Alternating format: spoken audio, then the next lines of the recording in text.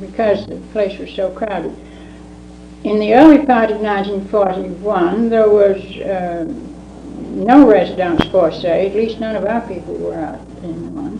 But toward the autumn of 1941, the rule was changed. The rules were frequently changed. It was changed, and everybody who didn't have a visa of destination had to go to clandestine.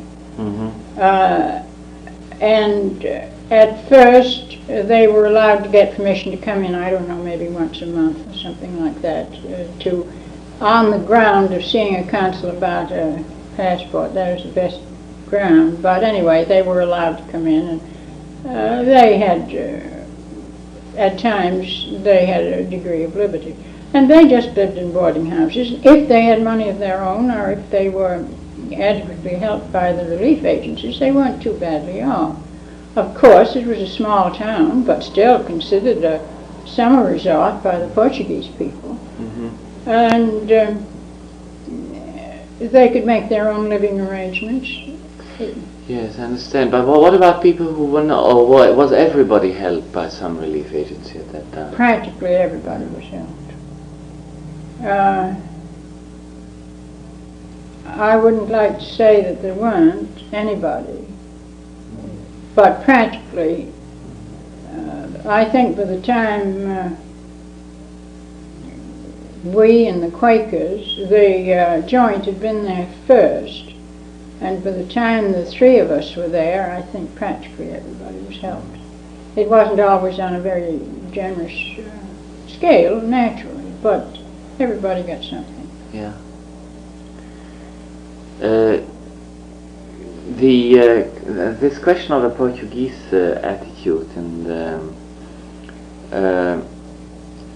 their whole policy towards the refugees. Did you know about these things? I mean, did you hear about it? Oh, I knew quite a lot about the situation in Portugal. I didn't know much about the situation in Spain, except as it affected us.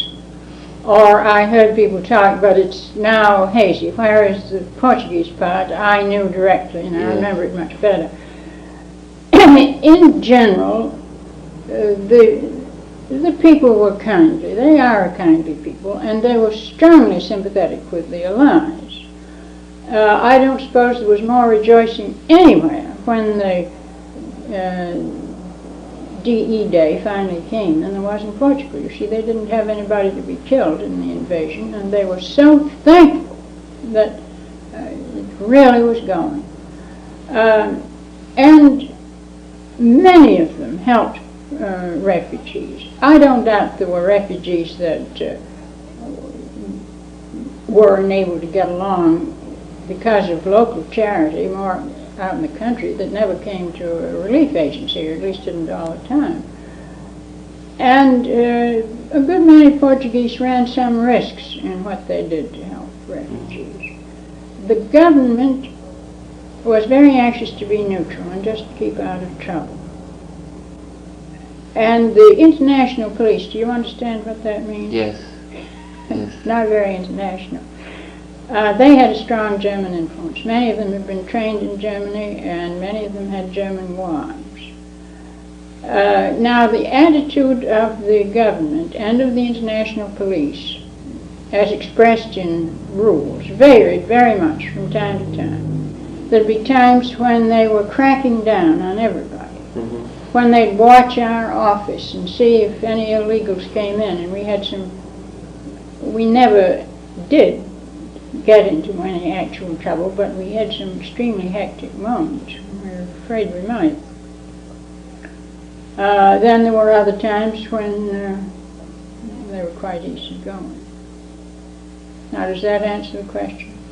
Well, yes, partly. You see, one of the questions is these changes before the invasion of North Africa, or say to a certain extent even before the D-Day, was the Portuguese government discussions, the internal dissensions which must have been there, were they known to you in any way? No. I wouldn't say that there necessarily was so much, because you know Salazar was a dictator. He was a relatively good dictator, but he was a dictator, so I don't know about there being a great deal of discussion. Yes, well, actually you may be very right, much more so than I am. Yes, quite.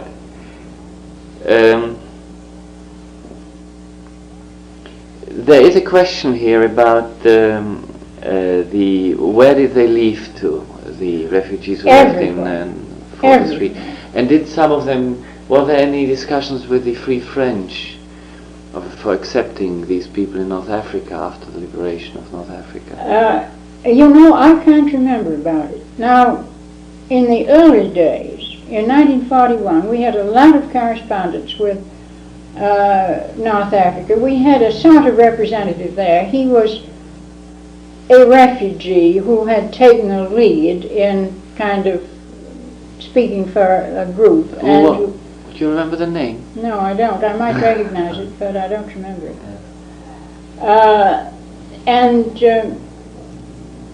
There was in particular trouble about a ship that had been supposed to, well, I don't believe it's necessary to go into that. If you're interested, I could remember some about the ships. But there were some ships that had been supposed to sail for the Western world had landed in North Africa. That was the origin of the particular trouble, and they were pretty badly off there. There were no agencies, and they weren't very well treated. It was altogether pretty horrid. And we had a lot of correspondence with them. Well, then gradually they were got off. I don't remember there being anything about North Africa, say in 1942. In 1943 or early 44, probably early 44, we sent one of our American representatives who'd been working in Lisbon to Algiers to see what needed to be done. Unfortunately, he was taken ill before long and had to go home, and I don't know that he was replaced. Now, our sending him there indicates that there was work and there was discussion, but I don't remember the details about it. Do you remember anything about this business of the Portuguese suddenly discussing whether they should or should not save Jews who claimed to be Portuguese citizens under Nazi rule in 43? No, I don't. No. I don't. You see, things of that sort might have come to me, but they wouldn't have been part of my direct concern, and so I don't remember them so much. Yes. Now there's that question about the various attitudes of the... Well, I think there were several reasons, as there usually are in human affairs. I would say first, there's no doubt that it existed. Well, the Joint was the biggest agency. It had the most money. I think it was the first established with an office in Lisbon. I don't know about as compared with Hitzim, whether it was ahead of Hitzim, but I guess the Joint furnished the money to Hitzim, didn't it? Anyway, part of it, certainly part of it. I wouldn't say that the relations were altogether friendly, but Hitzim apparently had to do what the Joint said. That was the impression we got. Now this, you know, is just impression. Yeah. I know that relations were not wholly friendly. Well, then I've already explained, I think, the attitude of the Joint toward the illegals. That they thought in the long run, and they might have been right, that they'd help more people if they abided by the laws of the country. And I don't know how much of their resentment at Dr. Weissman setting up an office and so forth may have been due to the feeling that his helping illegals would sort of tarnish the general reputation. and how much it was a sort of resentment at having somebody who felt himself quite independent of them come in and set up an office working for Jews. Does that seem to make sense? Yes, it certainly does. I understand that Dr. Weissman was working more or less in constant collaboration with your office. Oh yes, we welcomed him with thankfulness, because you see, we'd had refugees just hung like the albatross around our necks. I remember one time when I was in charge of the office, my husband, you see, I stayed right at the office. My husband went to Spain and France and Switzerland once, shortly before the invasion of North Africa, and he went to England at least twice, and I was completely in charge while he was gone. So I remember once when he was off on one of those long trips, and I was just feeling as if I didn't know what we could do with a group of illegals. They weren't distinguished ones, and we didn't like them very much. They didn't seem to be particularly choice characters, but then they were there and we had to help them. We didn't trust them to be discreet. And we were terribly afraid that they'd get into trouble with the police and that would react on all our work. Well, that was just one particular group. Then we had others that we liked very much indeed, and that, well, anyway, whether we liked them or not, we did the best we could for them, of course. But there were never so many that they got lost in a general haze, you know. We knew them all individually. Well, when Dr. Weissman came, and how he managed it, I don't know, but he did get permission from the Portuguese government to set up a residence forcée for illegals. I believe it was that one of the refugee agencies had to be responsible for their support. They could go to Ericeira if they would abide by the rules, report constantly to the local police and so forth. And if the agency, whichever one it was, joined a Quaker or Unitarian, would pay enough so they could board and pay their bills. No debts to be incurred. Well, to us it was a great and thankful relief. Now, I'm not quite sure whether he made you see, the joint and the Quakers hadn't had many clients of that category. We had. So it was more of a relief to us. I don't remember whether after it was organized, the joint supported them, or whether Dr. Weissman had enough money and he supported them. But anyway. Well, yes, well, I think that was sort of partly. We were the only one of the agencies that was at all cordial to him. I think he would agree to that. I remember, for example, when Ericeira was opened, they had a big affair in the town. Oh, they were quite pleased about it, and they offered a big luncheon to visiting the newspaper people and representatives of the relief agencies. And aside from Dr. Weissman, I was the only representative of an agency that went down. The Quaker had, we had thought one of the Quakers would go, but I don't know, they seem to be a little bit under the joint's jurisdiction influence, yes. Am I disturbing you? No, not at all. I was just looking if there's time for us to go out and have our bite of lunch and then come back at it afterward. I think perhaps it is. Would you like to watch? All right, I'm mistaken. Oh, about the it's the children. question of the children, yes, the... Well, in 1942,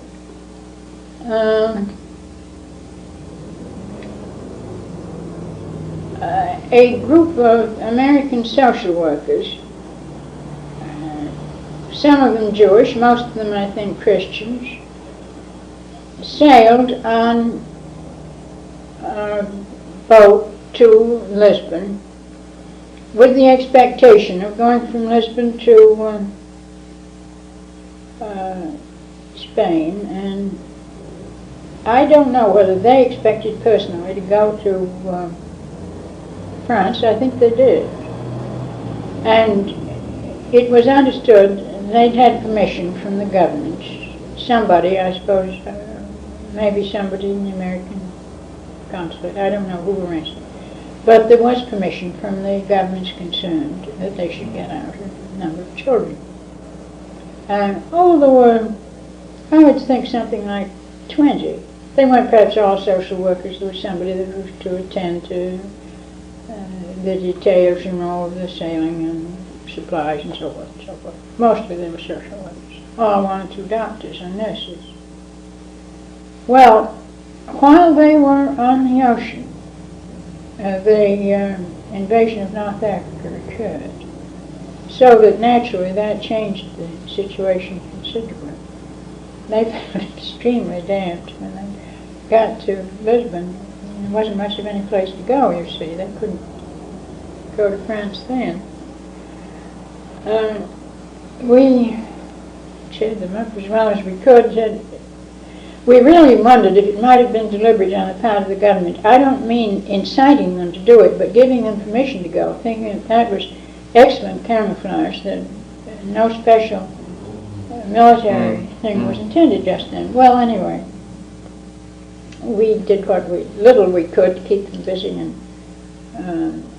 Lisbon. They did some things, and some of them did go to Spain. They did collect a certain number of children in Spain, and also some in Portugal.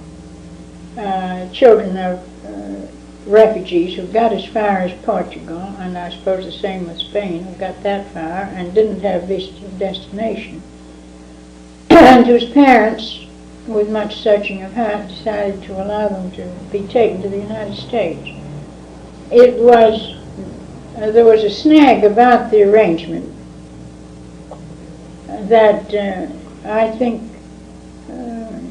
Congress had given permission for the project only on the ground that the children's being in the United States should not be an argument for giving visas to the parents, if the parents had to come in just simply as they would have in any case. Actually, certainly some of the parents did get over later. I don't know if they all. How many children were there? Well, I'm just making a guess. I don't believe there were over 50. And they were mostly Jewish? No, I'm not sure. I remember that some of the social workers were Jewish. There was a woman named Irene Lowy, who my husband knew, who was a very competent social worker. I think she was rather in charge of the group. But I'm not sure about the number. Well, I think that about covers the children's question. There's one thing more I see here. The Paso d'Arcos. You said that you only actually were there once at the actual home. Yes, and that was before the children and got before there. that's a shame. Before, so there really isn't very much to. No, it isn't very much. No. Well, thank you very much. Have I? I think yes. I think that about covers the. Well, excluding the questions, which. I don't remember yes. anything about. That sort of means if such and such, and if what? Well, you see, the feeling sometimes exists that had the Jewish organizations collaborated more closely with each other, and had they gotten there earlier than they did, and had they been less concerned with legality, all these are, by some people at least, considered to have been mistakes which caused delay or not saying. Well, I don't think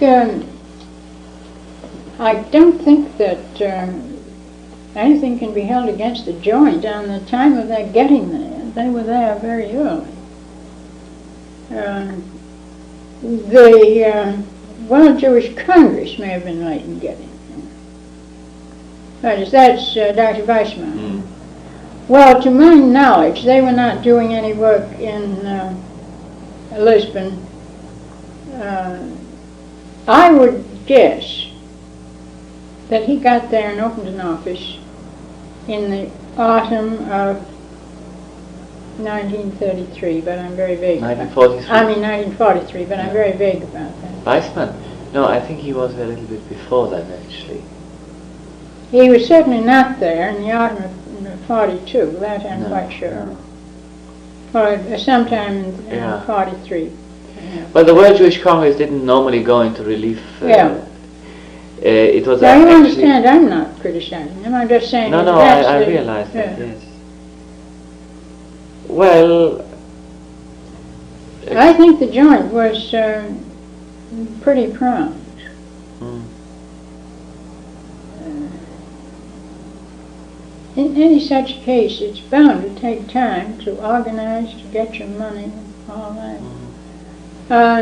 About whether if there hadn't been disputes, that's very difficult. But you see, we have, for instance, people who say, I'm being very vague now, I know, but there are people, when I mean people, I mean sometimes even people of the joint, say, or people of the World Jewish Congress themselves, who take the Unitarians as an example, who say, look, the Unitarians were no more prepared for this than we were. But they did, pardon? Less. Yes, and yet they did, proportionately speaking, relatively speaking, much more than we succeeded in doing during the earlier period. So there's a little bit of sort of heart searching. Well, I'm interested and rather pleased that they feel that way about the Unitarians. Of course, we didn't help anything like the numbers.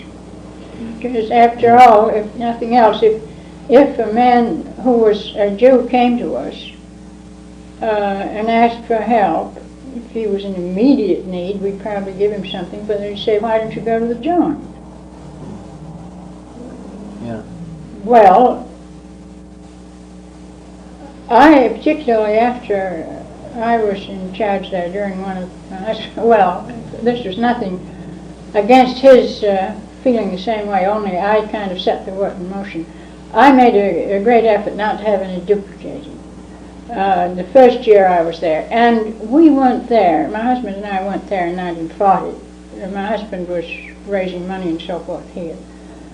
But in 1941 we found a number of refugees who were being helped by 2 or even 3 agencies. And I tried to shut down on that completely. That was just a waste of time and money.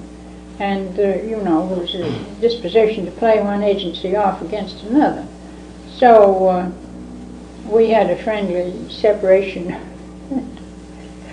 Clients, yes. Yeah. Yes, I understand that. Yeah. The Quakers, I remember I saying, well, suppose you take so-and-so entirely, and we'll take so-and-so entirely. What was the difference between the Quakers and the Unitarians in dividing the... Well, that's a good question. The Quakers had been started long before we were, and in fact I think our agency was to a certain extent an imitation of them. But part of their objective in starting their service committee was to demonstrate that people who were unwilling to fight were willing to run risks and could be just as useful, you see. And a lot of the young men that got exemption from being called up for military service on account of their religious scruples would work for the service committee. They made rather a practice of having an older man in charge of a group and then having young men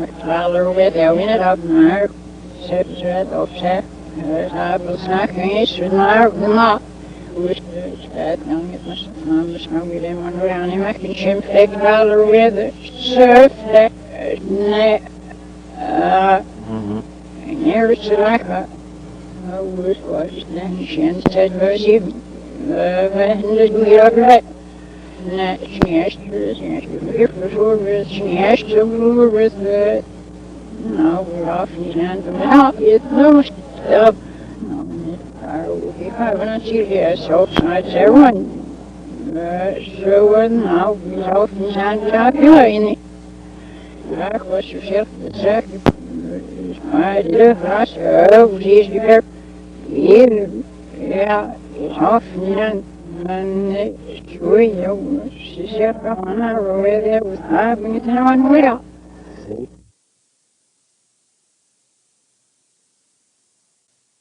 Christian churches. And he was invited by that to give lectures throughout the country. He went the whole country except the little bit that now belongs to Russia. In Russia. Yes, he went all over except the Kafir troops. And in that way he had come to know a great many Czechs, and therefore, of course, he was particularly grieved when the Munich disaster occurred. And he made the original arrangements and raised the money and so forth, and a Unitarian couple went to Czechoslovakia. When there, I want to make this very clear, any representative of the Unitarian Service Committee always helped anybody, regardless of race, creed, color, denomination, anything. And in fact, we helped very many more of other creeds than we did of our own, because there weren't so many of our own people in need. Well, the couple that we sent to Czechoslovakia did outstanding work, but they had to leave before the war actually began, and then there was quite a break when we didn't quite know what to do. My husband and I took a tour around Europe early in 1940 and got back just before the Blitz. And the plans we'd made had to be changed, but in June, a Unitarian couple went over and opened an office in Lisbon. Then they proceeded and set up an office also in Marseille. Now the office in Marseille lasted until the Germans took over southern France, you know, and just before that it had been moved to Geneva. Well, we don't need to say any more about that, but the office in Lisbon continued until after the war. And my husband and I sort of alternated with someone else who was working there. We were there for the summer of 1941, and then in 1942 we went over, and we stayed. One or the other was stayed right through that time. And in 1941 I tried to get a count of how many different nationalities we'd helped, and it came to over 30. And we rather specialized in illegals for two reasons. One, that the illegals on the average were outstanding people that because of their leadership in some field or another would be in more danger than the ordinary person. The ordinary Gentile, if he just kept quiet, could probably get along, not comfortably, but he wouldn't be in actual danger. But if he was outstanding as a newspaper man or a teacher or a labor leader or anything like that, he was in great danger. And and then too, we were the Lisbon representative of the Emergency Rescue Committee, about which I'll speak in a moment. You probably know about it anyway. Yes, yeah. Well, a little bit. A little. Well, I can tell you more about it. Or at least I can tell you something today. We represented them in Lisbon. Then also, we specialized in the illegals, because neither the Joint nor the Quakers, who both had offices there, liked to work with illegals.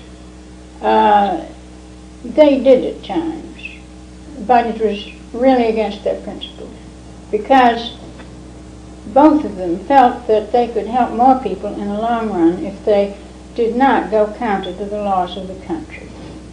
You see, if a person had come in quite legally and applied to them for help, why, the Portuguese government was very pleased that they should give it. But if the person had come in illegally and applied to them for help, they were really supposed to report the person to the police. Well, now, I'm sure that, I don't know whether the Quakers or the Joint ever did report anybody to the police. I know that sometimes they helped people when they weren't supposed to, but they were very glad indeed if we would take them off their hands, you see. And I think what happened frequently was to say, well, we can't help you, but go to the Unitarians. Now, of course, that doesn't mean that the majority of the people we helped were illegals, but a very substantial number always were. I think perhaps that answers the most important points about the Unitarian Service Committee. Where did these illegals come from, and how did they arrive in Portugal? Well, most of them came from France. They may have started somewhere else, but mostly they crossed France and Spain. And shall I go ahead with the question, was anybody hired to help them? Yes. Well, yes, certainly. Now, I should say that we didn't know a great deal about that. Officially, we would just as soon not, because we said to the Portuguese police, our attitude was, we help people who come here in need, regardless of whether they have their papers or not. But we do not have anything to do with bringing them here without papers. Now, that was true, except in the sense that they knew we'd help them when they got there. But we didn't ourselves bring them over. We didn't have to. There were others who did. Now, until the autumn of 1941, the Emergency Rescue Committee had an office in Marseille, and they got a great many people over. And they would, somehow, we weren't so terribly secret about it. They used to send us telegrams that people were coming, one thing and another. But we helped a lot of that people. Those were, excuse me for go ahead. Those were mostly, what kind of people were there? Were there many Jews amongst them? Oh yes, lots of Jews. Oh yes. People like, there were a couple of great novelists, Jewish novelists. Oh, there were a great many Jews. Yes, indeed. What proportion would you say of the illegals? Illegals were Jews? I can't answer that. Now, I could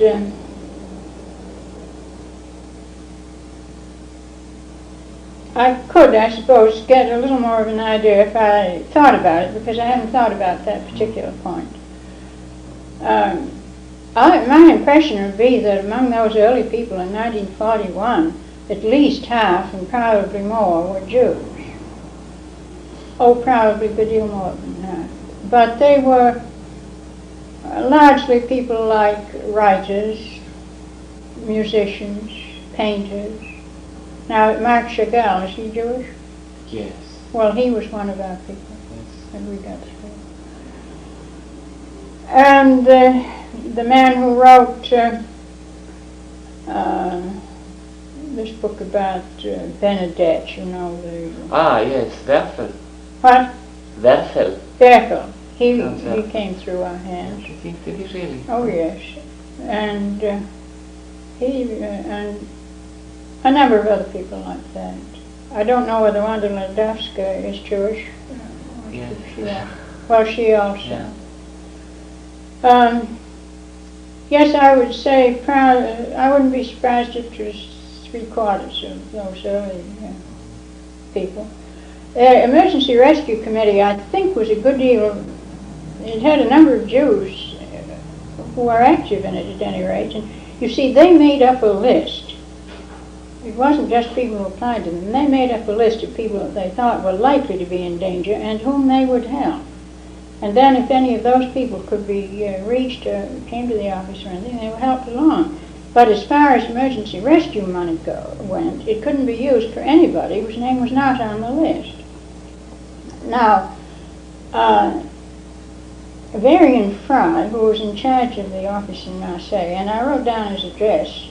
Somebody might like to get hold of him. He's not, of course, he probably has an office in New York, but I wrote down his home address. He got into trouble with the police more than once, and finally he was absolutely escorted to the border and put on a train to take him across Spain, and they suddenly wouldn't let him stay in Spain. He came to Lisbon. He was all right in Lisbon. He was an American citizen, and there was no trouble in Lisbon. And he used our office for, perhaps a month or so while I was there. I took home his dog for him, because I went by boat and he was going to fly. Well, he tied up as many loose ends as he could from Lisbon. Just what the arrangements were after he was put out, I don't know, but I have definitely the impression that there were a number of people who stayed in France and in Spain who were not trying to escape, perhaps who had no particular reason to, probably didn't, but who knew that there were some people further along the line that would give help. And certainly they had lists of guides that could be hired. And I did once see a list of places where people trying to walk over the frontier could go for help.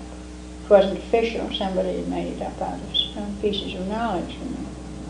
But certainly they kept coming, more at some times than at others.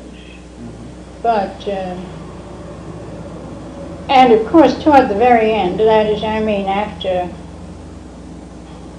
it was quite clear that the tide was going the other way, then they dropped off because people thought, oh well, they'd be all right where they were in a little while perhaps. But still, I don't think even then it ever completely stopped. Mm-hmm.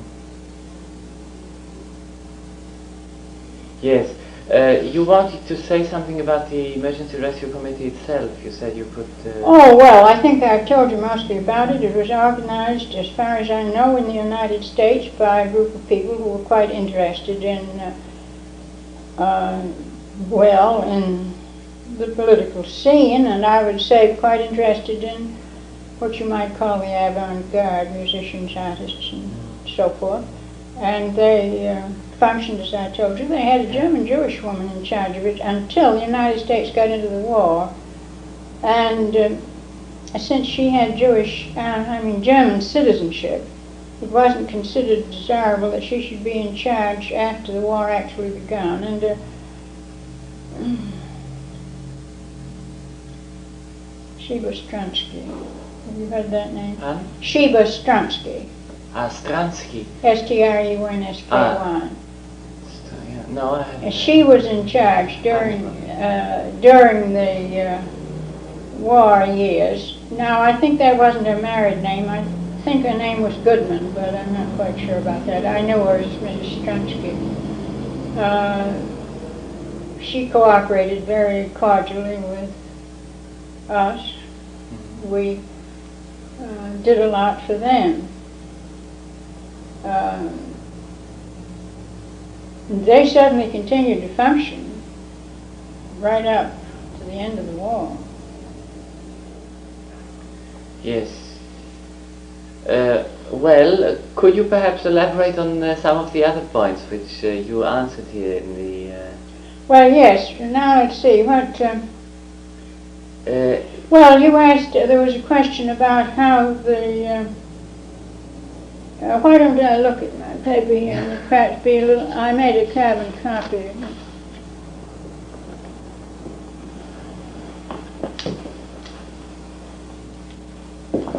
The question was, is it possible to get exact figures for the early days? No, it certainly isn't. I tried hard to get figures for those that we'd helped and couldn't. I told you how they got there, yes, I guess. Yes, all kinds of ways, but mostly walking over the frontier. Sometimes they could get on the railroad train between control points and go part of the way by railroad. But mostly over the actual frontier they walked. Is there any possibility at all of making a living when they got there? No, absolutely none. That was what the Portuguese government was strict about. They could not receive pay for anything. Even a musician couldn't give lessons.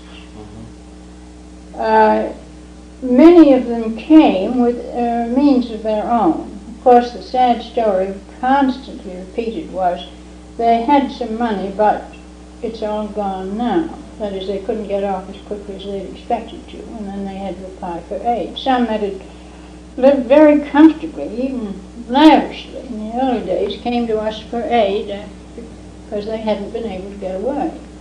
And then, of course, others had to come to us right in the beginning, as soon as they reached Portugal. Now, I don't think that the Spaniards turned a great many over to the Germans, but I have no actual knowledge about that. I think mostly they put them in prison. And I don't know about these fictitious declarations. At least you can't elaborate that any, can you? May I haven't got the you haven't got at the moment. It's about down there 5 or so. Oh, by the way, before I forget it, when did Dr. Weissman get to Lisbon? I couldn't. Well, he got with the first wave in 1940, I believe. Oh, well, then he went away. Yes, and Because he wasn't there when... And he went to Spain, I believe, and then he came back. You don't know when he came back? No, I don't know the exact date. Well, just late 43, I would say. But I wonder if it, well... Well, the question actually is, why did Spanish consuls issue visas on the basis of fictitious declarations? That was after 1942. They did change their policy somehow, or to a certain extent, after the North African invasion. Well, there was a general tendency to soften up a little bit. It looked more as if the Allies might win. I think that was the chief thing. Yes. Now, there is this question of the American relief agencies, the common, unified representation. Well, now, do you mean by that the President's Commission, of which Dr. Dexter was the attaché at the embassy? Yes. Well, you see, it is not quite clear to us whether that was the forerunner of the War Refugee Board, or whether this was just a loose organization of sort of a roof organization for existing relief agencies. Well, I haven't been in touch with Work for Refugees since we resigned from the Unitarian Service Committee. We went into some other work in Europe. And I don't know much about the War Refugee Board. That was founded only in 1940, end of 1943, very end of 1943. I would think probably, when I speak of the President's Commission, that was what it was. And that it didn't actually get to functioning very promptly, even then. And attachés to various embassies abroad where there was a refugee problem were appointed. My husband was appointed, I think, in March or April of 44. And he felt, and many others felt, that it was a good idea, but that it ought to have been started several years sooner. And that because there was a general softening of the attitudes of the so-called neutral governments because they began to think that the Allies would win, that they were no longer afraid of Germany so much, and so forth. Yeah. So that the situation was on the whole easier. Also, you know how it was, gradually more people got interested. Yeah. The more money was raised. Now take, for example, the Catholics. There was no Catholic agency in Lisbon most of the time we were there, and a great many of the people we helped were Catholics. There was a Polish priest who had very little money that he could give out, but no regular agency. Well then, after the picture began to look fairly good, say, certainly well after the invasion of North Africa, probably not before the beginning of 1944, a Catholic office was opened in Lisbon, supported by American money and with quite a good amount of money, apparently. Well, that relieved us of, although I may say that our refugees hated to be transferred, they preferred to stay with us. So, in actual fact, the appointment then of as an attaché to the American embassy, that was done, so to speak, on behalf of all the relief agencies, was it? Yes, yes. Although he was not chosen by the local relief agencies. He was appointed from Washington. Yes, I understand. And I am rather chagrined that I can remember so little about what he did. He was busy, but still, I know he felt, oh, if only we had had this favored position 2 years ago or 3 years ago. And he said, he fixed the date for his appointment to conclude that he thought he would have done all that needed to be done by through the consulate by the end of 1944. Yes. Well, if I may ask a question which I haven't asked here, because I didn't know then, something which has cropped up very lately. You see, I'm doing a research which continues after the Second World War, relief and so on, and it has certain ties. Now, the story was told to me by somebody who was in Bordeaux in June of 1940, that the large number of Jews who succeeded coming over from France to Portugal actually came over because of an indiscretion of a Portuguese ambassador in Bordeaux. Portuguese consul, I think. Consul, yes. I've heard that too, yes. You have? That his heart was touched by their plight, and he would just practically sign any paper that was offered to him. Ah, so you heard that? Oh yes, I've heard it. I think it was true. In the form of a rumor, yeah. Well, I suppose, of course, I couldn't prove it, but we believed it was true. Yes. Certainly, there was an abrupt change in the attitude toward getting Portuguese transit visas. Now, in 1940, when our representatives first went there, there were hundreds, at least hundreds of people coming in almost every day. They slept on the sidewalks. There was no room. The place was terribly crowded. Our representatives had an office in just one small hotel bedroom. In Lisbon? In Lisbon. And there was a residence force at that time. I don't know how many people were sent up there, but I think the attitude was if they had visas of destination, why they could stay in Lisbon and we'd get rid of them as soon as we could. And every boat coming west was crowded.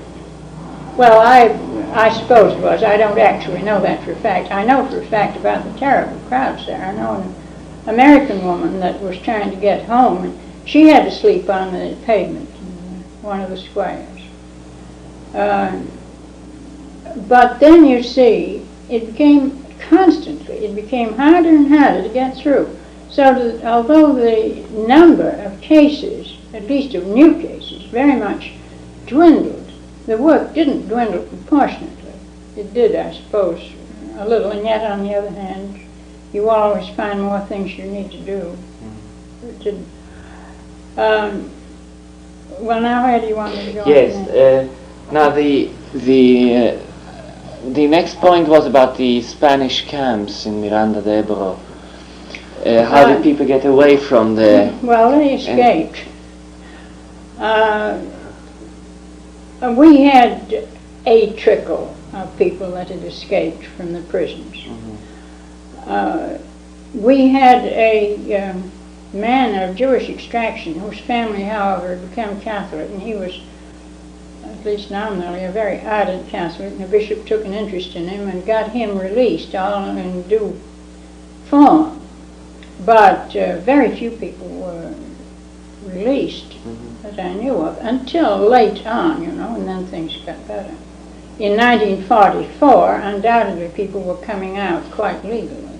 From Spain? Yes. Now there is a question which I personally don't know much about, which Mr. Avni asked about this head of the Spanish Red Cross. Oh, well, I don't remember anything about that. It sort of clicks as if there had been some connection. And doubtless my husband, who he went to Spain 2 or 3 times and looked over, visited the camps and so forth, but I never even set foot in Spain. Yeah. And I can't answer. Now,